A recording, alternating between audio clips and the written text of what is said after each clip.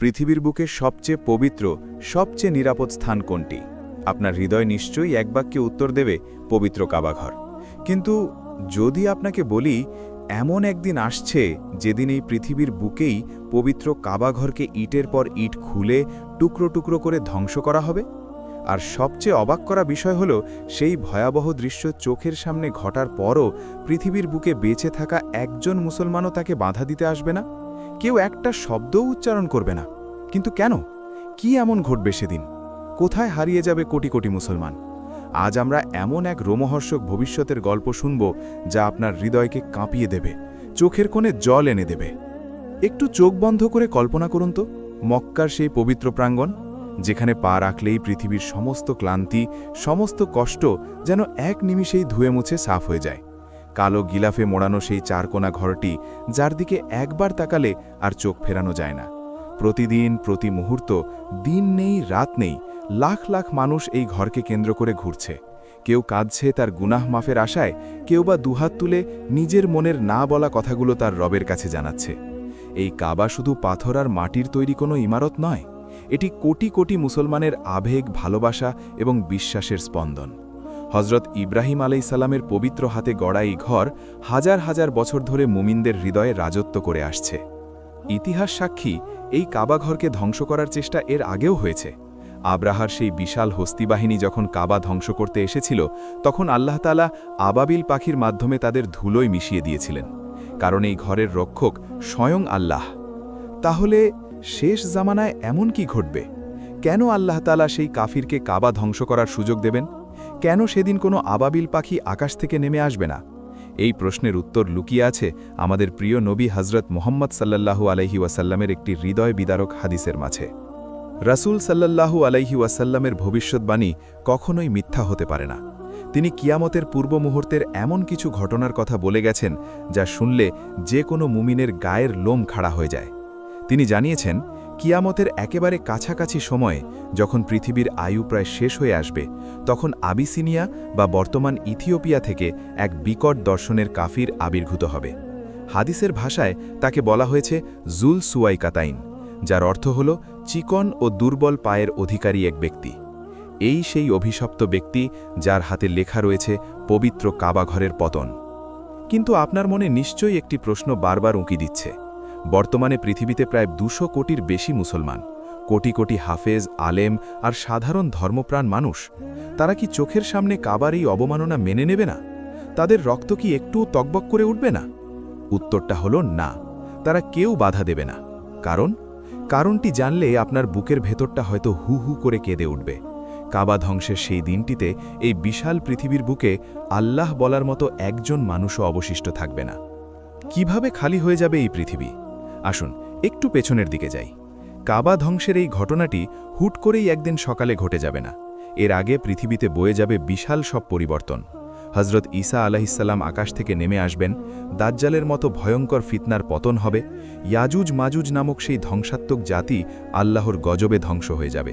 এরপর পৃথিবীতে আসবে এক সোনালী সময়। পৃথিবীতে এমন শান্তি আর প্রাচুর্য নেমে আসবে যে মানুষ দান করার জন্য টাকা নিয়ে ঘুরবে, কিন্তু দান নেওয়ার মতো কোনো অভাবী মানুষ খুঁজে পাওয়া যাবে না। বাঘ আর হরিণ একসাথে পানি পান করবে। মানুষের মন থেকে হিংসা, বিদ্বেষ, লোভ চিরতরে মুছে যাবে। ঈসা আলাইহিসসালামের নেতৃত্বে পুরো পৃথিবী জুড়ে প্রতিষ্ঠিত হবে ইসলামের একছত্র রাজত্ব। ঈসা আলাইহিসসালাম পৃথিবীতে 40 বছর অবস্থান করবেন। এরপর তিনি ইন্তেকাল করবেন এবং মুসলমানরা তার জানাজা আদায় করবেন। তার ইন্তেকালের পরও কিছুদিন পৃথিবীতে শান্তি বজায় থাকবে। কিন্তু মানুষের স্বভাব বড়ই অদ্ভুত। সময় যাওয়ার সাথে সাথে মানুষ আবারও ভুলে যেতে শুরু করবে তাদের রবকে। ধীরে ধীরে পৃথিবীতে আবারও পাপ কাজ বাড়তে থাকবে। তবে তখনও পৃথিবীতে অনেক মুমিন বান্দা বেঁচে থাকবেন, যাদের হৃদয়ে আল্লাহর ভয় থাকবে, যারা পবিত্র কাবায় গিয়ে সেজদা বনত হবেন। আর ঠিক সেই সময়ে আল্লাহ তাআলার এক অদ্ভুত, সুন্দর অথচ হৃদয় বিদারক পরিকল্পনা বাস্তবায়ন হবে। আল্লাহ তাআলা চাইবেন না যে তার কোনো প্রিয় বান্দা, যার অন্তরে সরিষার দানা পরিমাণও ঈমান আছে, সে কিয়ামতের সেই ভয়ঙ্কর ও ভয়াবহ দৃশ্যগুলো নিজের চোখে দেখুক। তাই আল্লাহ রাব্বুল আলামিন সিরিয়া বা ইয়েমেনের দিক থেকে অত্যন্ত সুগন্ধিযুক্ত, রেশমের মতো স্নিগ্ধ এবং শীতল এক বাতাস প্রবাহিত করবেন।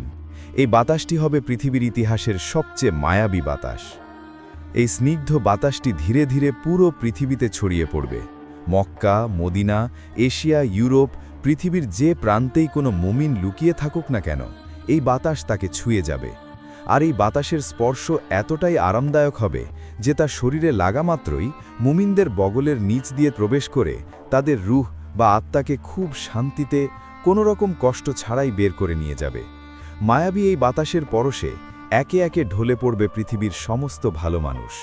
মাটির বুকে লুটিয়ে পড়বে কুরআন তেলাওয়াতরত হাফেজ, সেজদায় থাকা মুসল্লি আর কাবার তাওয়াফরত হাজি। কল্পনা করুন সেই মুহূর্তটির কথা। সকালবেলা হয়তো সূর্য উঠবে অন্য সব দিনের মতোই, কিন্তু পৃথিবীর চিত্রটা আর এক থাকবে না। মসজিদগুলো পড়ে থাকবে খা খা শূন্যতায়। আজান দেওয়ার মতো কোনো মুয়াজ্জিন থাকবে না, নামাজ পড়ার মতো কোনো মুসল্লি থাকবে না। পবিত্র কাবাঘরের চত্বর, যা হাজার বছর ধরে মানুষের পদচারণায় মুখরিত ছিল, তা হঠাৎ করেই নিস্তব্ধ হয়ে যাবে। কাবার কালো গিলাফ হয়তো বাতাসে উড়বে, কিন্তু সেই গিলাফ ধরে কাঁদার মতো কোনো মুমিন আর এই পৃথিবীতে বেঁচে থাকবে না। পৃথিবী থেকে কোরআনের অক্ষরগুলো মুছে নেওয়া হবে, মানুষের বুক থেকে কোরআনের জ্ঞান তুলে নেওয়া হবে। পৃথিবীতে তখন বেঁচে থাকবে শুধু নিকৃষ্ট, পাপিষ্ঠ এবং জঘন্য প্রকৃতির মানুষগুলো, যারা আল্লাহকে চেনে না, যারা ধর্ম বোঝে না। তাদের কাছে কাবাঘর হবে শুধুই একটি পুরনো পাথরের ইমারত। তারা পশুর মতো প্রকাশ্য রাস্তায় নির্লজ্জতায় মেতে উঠবে। তাদের মধ্যে কোনো দয়া, মায়া বা সম্মানবোধ থাকবে না। আর এই নিকৃষ্ট মানুষদের উপরই পতিত হবে কেয়ামতের সেই ভয়াবহ মহাপ্রলয়। ঠিক এই শূন্য, অভিভাবকহীন এবং ঈমানদার শূন্য পৃথিবীতে অন্ধকার মহাদেশের দিক থেকে বেজে উঠবে সেই অভিশপ্ত কাফির জুল সুয়াইকাতাইনের পদধ্বনি, যার অন্তরে থাকবে না কাবার প্রতি কোনো সম্মান, যার লক্ষ্য হবে শুধুই ধ্বংস। পৃথিবী তখন ঈমানদার শূন্য, চারদিকে কেবল পাপাচার, অশ্লীলতা আর অন্ধকারের রাজত্ব। পবিত্র মক্কা নগরী, যা একসময় লাব্বাইক আল্লাহুম্মা লাব্বাইক ধ্বনিতে মুখরিত থাকত, তা তখন এক ভুতুড়ে, নিস্তব্ধ নগরীতে পরিণত হয়েছে। বাতাসে আর ভেসে আসে না মুয়াজ্জিনের সুমধুর আজানের ধ্বনি। কাবার চত্বরে নেই কোনো শ্বেতশুভ্র ইহরাম পরিহিত মানুষের ভিড়। ঠিক এমন এক অরক্ষিত, অভিভাবকহীন পৃথিবীতে আবির্ভূত হবে সেই অভিশপ্ত কাফির জুল সুয়াইকাতাইন। আমাদের প্রিয় নবী হজরত মুহাম্মদ সাল্লাল্লাহু আলাইহি ওয়াসাল্লাম নিজের পবিত্র জবানে এই ব্যক্তির যে নিখুঁত বর্ণনা দিয়েছেন, তা শুনলে চোখের সামনে এক বিভৎস দানবের চিত্র ফুটে ওঠে। হাদিসের আলোকে জানা যায় এই লোকটি হবে আবিসিনিয়া বা বর্তমান ইথিওপিয়া অঞ্চলের অধিবাসী। তার গায়ের রং হবে নিকষ কালো, যেন রাতের অন্ধকারের চেয়েও গাঢ়। তার মাথার চুল হবে অত্যন্ত পাতলা এবং উস্কো খুস্কো, কিন্তু তার সবচেয়ে বড় শারীরিক বৈশিষ্ট্য হবে তার পা। তার পা দুটি হবে অস্বাভাবিক রকমের চিকন, দুর্বল এবং কিছুটা ধনুকের মতো বাঁকা। হাঁটার সময় তার পা দুটো অদ্ভুতভাবে কাঁপবে। তার পদক্ষেপ হবে চওড়া, চেহারায় থাকবে চরম রুক্ষতা, আর চোখে থাকবে ধ্বংসের নেশা। এই জুল সুয়াইকাতাইন একা আসবে না, তার সাথে থাকবে তার মতো আরও অসংখ্য বিকৃত মস্তিষ্কের পাষণ্ড অনুসারীর দল। তারা লোহিত সাগর পাড়ি দিয়ে সোজা হিজাজ অর্থাৎ আরবের দিকে ধেয়ে আসবে। তাদের অন্তরে না থাকবে কোনো স্রষ্টার ভয়, না থাকবে পবিত্র কাবা ঘরের প্রতি এক বিন্দু সম্মান। তাদের একমাত্র লক্ষ্য হবে এই প্রাচীন ইমারতটিকে মাটির সাথে মিশিয়ে দেওয়া। তারা যখন মক্কার পথে এগিয়ে আসবে, পৃথিবীর বাকি মানুষগুলো তখন কি করবে? তারা কি বাধা দেবে? না। পৃথিবীতে বেঁচে থাকা সেই নিকৃষ্ট মানুষের দল এই ভয়াবহ দৃশ্য দেখেও না দেখার ভান করবে। তারা নিজেদের পাপাচার, মদ্যপান আর পাশবিক উল্লাসেই মত্ত থাকবে। কাবার মতো পবিত্র স্থান ধ্বংস হতে চললেও তাদের বুকে একটুও কাঁপুনি ধরবে না, কারণ তাদের অন্তর থেকে ঈমান এবং ধর্মের সমস্ত অনুভূতি অনেক আগেই মুছে নেওয়া হয়েছে। সেই মায়াবী বাতাসে তো সমস্ত মুমিন আগেই বিদায় নিয়েছে। এখন যারা আছে তারা তো মানুষের রূপ ধরে থাকা পশুর চেয়েও অধম। অবশেষে সেই কালো দিনটি ঘনিয়ে আসবে। জুল সুয়াইকাতাইন তার উন্মত্ত দলবল নিয়ে প্রবেশ করবে পবিত্র মসজিদে হারামের সীমানায়। একবার ভাবুন তো, যে সীমানায় প্রবেশ করতে হলে যুগে যুগে মানুষকে অত্যন্ত আদব রক্ষা করতে হয়েছে, যেখানে একটা ছোট প্রাণী শিকার করাও হারাম, সেই পবিত্র মাটিতে আজ বিনা বাধায় দম্ভের সাথে পা ফেলছে একদল নোংরা হিংস্র মানুষ। জুল সুয়াইকাতাইন ধীর পায়ে এগিয়ে যাবে পবিত্র কাবা ঘরের দিকে। তার হাতে থাকবে একটি কোদাল বা শাবল জাতীয় অস্ত্র। সে কাবার সামনে গিয়ে দাঁড়াবে। তার চোখে থাকবে এক পৈশাচিক উল্লাস। এরপর সে হাত বাড়াবে কাবার সেই পবিত্র কালো গিলাফের দিকে, যে গিলাফকে ছুঁয়ে একটু চোখের পানি ফেলার জন্য, একটু চুমু খাওয়ার জন্য হাজার বছর ধরে কোটি কোটি মুসলমান নিজেদের জীবন বিলিয়ে দিতে প্রস্তুত ছিল। সেই গিলাফকে সে নির্মমভাবে টেনে ছিঁড়ে ফেলবে। গিলাফ ছিঁড়ে ফেলার পর সে কাবার অলঙ্কারগুলো লুট করতে শুরু করবে। এরপর সে তার হাতের সেই অস্ত্র দিয়ে কাবার দেয়ালে আঘাত করবে। খট খট খট। পবিত্র মক্কার নিস্তব্ধ আকাশে প্রতিধ্বনিত হবে কাবার পাথর ভাঙার শব্দ। রাসূল সাল্লাল্লাহু আলাইহি ওয়াসাল্লাম এই দৃশ্যটির বর্ণনা দিতে গিয়ে বলেছিলেন, আমি যেন তাকে দেখতে পাচ্ছি, সে কালো রঙের, পা বাঁকা। সে কাবা ঘরের পাথরগুলো একটি একটি করে খুলে ফেলছে। হজরত ইব্রাহিম আলাইহিসসালাম এবং ইসমাইল আলাইহিসসালামের নিজের হাতে গাঁথা এই পবিত্র পাথরগুলো, যা হাজার হাজার বছর ধরে পৃথিবীর বুকে আল্লাহর একত্ববাদের সাক্ষী হয়ে দাঁড়িয়েছিল, তা এক একে খসে পড়তে শুরু করবে। জুল সুয়াইকাতাইন একটি পাথর ভাঙবে, আর তার অনুসারীরা সেই পাথর হাতে হাতে এক প্রান্ত থেকে অন্য প্রান্তে ছুঁড়ে ফেলে দেবে। তারা কাবার ছাদ ভেঙে ফেলবে, দেয়ালগুলো ধসিয়ে দেবে, এমনকি কাবার নিচে লুক্কায়িত যে প্রাচীন গুপ্তধন রয়েছে, তারা মাটি খুঁড়ে সেই গুপ্তধনও বের করে আনবে। কি অদ্ভুত এক হাহাকার! কেউ বলছে না থামো, কেউ দূর থেকে একটা পাথরও ছুঁড়ছে না, আকাশ থেকে কোনো আবাবিল পাখিও ঝাঁক বেঁধে নেমে আসছে না।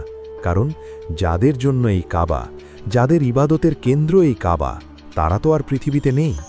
আল্লাহ তাআলা তার ঘরকে তখনই রক্ষা করেছিলেন যখন পৃথিবীতে এমন মানুষ ছিল যারা এই ঘরকে ভালোবাসত।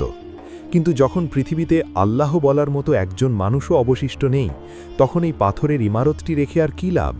তাই আল্লাহ তাআলা নিজেই সেদিন এই অভিশপ্ত কাফিরকে সুযোগ দেবেন পৃথিবীর বুক থেকে কাবার শেষ চিহ্নটুকু মুছে ফেলার। ইটের পর ইট খসে পড়বে, ধুলোয় মিশে যাবে পবিত্র হাজরে আসওয়াদ, মাকামে ইব্রাহিম। একটা সময় আসবে যখন সেই পবিত্র চত্বরে কাবার আর কোনো অস্তিত্বই থাকবে না। পড়ে থাকবে শুধু একখণ্ড বিরান ভূমি আর চারপাশের রুক্ষ পাহাড়গুলো, যারা যেন বোবা কান্নায় গুমড়ে মরছে। কিন্তু সেই কান্না শোনার মতো কোনো মুমিন হৃদয় আর এই পৃথিবীতে নেই। কাবা ধ্বংসের পর পৃথিবীর বুকে আর কোনো বরকত, কোনো রহমত অবশিষ্ট থাকবে না। পৃথিবী নামক এই গ্রহটি তখন তার অস্তিত্বের শেষ প্রান্তে এসে দাঁড়াবে। পবিত্র কাবা ছিল পৃথিবীর হৃৎপিণ্ড। হৃৎপিণ্ড স্পন্দন থামিয়ে দিলে শরীর যেমন মৃত হয়ে যায়, কাবা ধ্বংসের পর এই পৃথিবীও আধ্যাত্মিকভাবে সম্পূর্ণ মৃত হয়ে পড়বে। মানুষ তখন পশুর চেয়েও নিকৃষ্ট হয়ে যাবে। প্রকাশ্য দিবালকে রাস্তার মোড়ে মোড়ে মানুষ নির্লজ্জতায় মেতে উঠবে, ঠিক যেমন গাধারা জনসম্মুখে মেতে ওঠে। কেউ কাউকে বাধা দেবে না, কেউ বলবে না এসব কি করছো, কারণ তাদের অন্তর থেকে লজ্জা, পাপ বা স্রষ্টার ভয় শব্দগুলো চিরতরে মুছে যাবে। তারা ব্যস্ত থাকবে নিজেদের দুনিয়াবি কাজে, ব্যবসা বাণিজ্যে আর পাশবিক আনন্দে। তারা টেরই পাবে না যে তাদের মাথার ওপর মহাবিশ্বের সবচেয়ে বড় ধ্বংসযজ্ঞ ধেয়ে আসছে। আকাশে সূর্য উঠবে, কিন্তু সেই সূর্যের আলোতে কোনো মায়া থাকবে না। বাতাস বইবে, কিন্তু তাতে কোনো সজীবতা থাকবে না। আল্লাহ তাআলা তখন হজরত ইসরাফিল আলাইহিসসালামকে নির্দেশ দেবেন শিঙ্গায় ফু দেওয়ার জন্য। ইসরাফিল আলাইহিসসালাম তো সেই কবে থেকেই শিঙ্গা মুখে নিয়ে চোখ বড় বড় করে আল্লাহর অর্শের দিকে তাকিয়ে আছেন, কখন তার রবের নির্দেশ আসবে। হাদিসে এসেছে, কিয়ামত এত হঠাৎ করে আসবে যে মানুষ তার প্রাত্যহিক কাজেই ব্যস্ত থাকবে। দুজন মানুষ হয়তো কাপড় বেচাকেনা করার জন্য তা মেলে ধরবে, কিন্তু তাদের আর দরদাম করাও হবে না, কাপড় গোটানোও হবে না। একজন হয়তো উটের দুধ দহন করে নিয়ে আসবে, কিন্তু সে তা পান করার সুযোগ পাবে না। একজন হয়তো তার মুখের কাছে খাবার লোকমা তুলে নেবে, কিন্তু তা চিবিয়ে গেলার আগেই বেজে উঠবে সেই কান ফাটানো মহাপ্রলয়ের আওয়াজ। প্রথম ফু দেওয়ার সাথে সাথেই পুরো পৃথিবী থরথর করে কাঁপতে শুরু করবে। যে পাহাড়গুলোকে আমরা এত বিশাল আর শক্তিশালী মনে করি, তা ধ্বনিত তুলোর মতো আকাশে উঠতে থাকবে। বিশাল সব সমুদ্রের পানি টকবক করে ফুটতে ফুটতে একসময় আগুনে পরিণত হবে। আকাশ ফেটে চৌচির হয়ে যাবে, তারকারাজি খসে পড়বে। চোখের পলকে পৃথিবীর সমস্ত অহংকারী পাপিষ্ঠ মানুষগুলো ধ্বংস হয়ে যাবে। ধূলিসাৎ হয়ে যাবে এই সাজানো গোছানো পৃথিবী। কিন্তু একটু থামুন, একটু গভীর করে শ্বাস নিন, চোখটা খুলুন। আলহামদুলিল্লাহ, আলহামদুলিল্লাহ, আমরা এখনও সেই ভয়াবহ যুগে পৌঁছাইনি। আমাদের চোখের সামনে এখনও আমাদের রবের পবিত্র ঘর, পবিত্র কাবা সগৌরবে দাঁড়িয়ে আছে। এখনও লাখো মানুষ সেই ঘর তাওয়াফ করছে। কিন্তু আজ যখন কাবার দিকে তাকাই, তখন বুকের ভেতরটা হু হু করে উঠে। হে আমার রবের ঘর, একদিন তোমাকে এভাবে ভেঙে ফেলা হবে? একদিন তোমার পাশে দাঁড়িয়ে কাঁদার মতো কেউ থাকবে না? আল্লাহ, আমাদের কি হবে? আমরা কি সেই হতভাগাদের কাতারে থাকব যারা তোমাকে ভুলে যাবে? ভাবতেই দুই চোখ বেয়ে পানি চলে আসে। আজ আমরা দুনিয়ার মোহে পড়ে কত অবলীলায় গুনাহ করে যাচ্ছি, কত সহজে নামাজ ছেড়ে দিচ্ছি, ধুলো জমতে দিচ্ছি কোরআনের পাতায়। অথচ একদিন এই কোরআনের অক্ষরগুলো আসমান থেকে তুলে নেওয়া হবে। তখন মানুষ বুক চাপড়ে কাঁদবে, কিন্তু একটা আয়াতও পড়তে পারবে না। আমরা কত সৌভাগ্যবান! এখনও আমাদের মুখে আল্লাহ নাম উচ্চারিত হয়, এখনও আমাদের মসজিদগুলোতে আজান হয়, এখনও আমরা চাইলেই সেজদায় লুটিয়ে পড়ে বলতে পারি, ইয়া আল্লাহ, আমাকে ক্ষমা করে দিন, আমার গুনাহ খাতা মাফ করে দিন। আসুন না, কাবার এই পবিত্র গিলাফ ছিঁড়ে যাওয়ার আগেই, পৃথিবী থেকে ঈমানদারদের বিদায় নেওয়ার সেই মায়াবী বাতাস আসার আগেই আমরা আমাদের রবের কাছে ফিরে যাই। চলুন না, আজই তওবা করি। কাল হয়তো অনেক দেরি হয়ে যাবে, হয়তো কালকের সকালটা আর আমাদের জন্য রহমত নিয়ে আসবে না। হে আমাদের রব, আমরা বড়ই দুর্বল। যেদিন এই পৃথিবীতে কেউ আপনার নাম নেওয়ার থাকবে না, সেই ভয়াবহ দিন আসার আগেই আপনি আমাদের ঈমানের সাথে মৃত্যু দান করুন। আমাদের হৃদয়কে কাবার প্রেমে, আপনার প্রেমে সিক্ত করে দিন। আমাদের ক্ষমা করুন, ইয়া আল্লাহ, আমাদের ক্ষমা করুন।